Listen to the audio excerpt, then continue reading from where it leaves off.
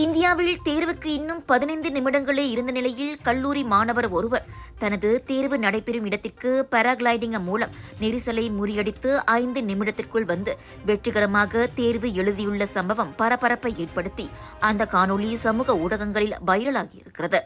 ஏன் இன்னும் தேர்வு இடத்திற்கு வந்தடையவில்லை என திடீரென தனது நண்பரிடமிருந்து தொலைபேசி அழைப்பு வந்தபோதுதான் தாமதத்தை சமத் மஹாங்டே என்ற மாணவர் உணர்ந்திருக்கிறார். தாம் காரில் பயணம் செய்தால் 15 நிமிடங்களில் தேர்வு நடைபெறும் இடத்தை அடைவது சாத்தியமில்லை என அவர் உணர்ந்ததோடு தேர்வு நடைபெறும் இடத்திற்கு இன்னும் 15 கிலோமீட்டர் இருப்பதையும் அறிந்து உடனே உள்ளூர் பாராகிளைடிங் நிபுணரான கோவிந்த் யவேலாவின் உதவியை நாடினார். பாராகிளைடிங் மூலம் செல்ல வேண்டிய இடத்திற்கு சமத்தை கொண்டு சேர்க்க ஒப்புக்கொண்ட கோவிந்த் உரிய நேரத்தில் தேர்வு மண்டபத்திற்கு சென்றடைந்தார்.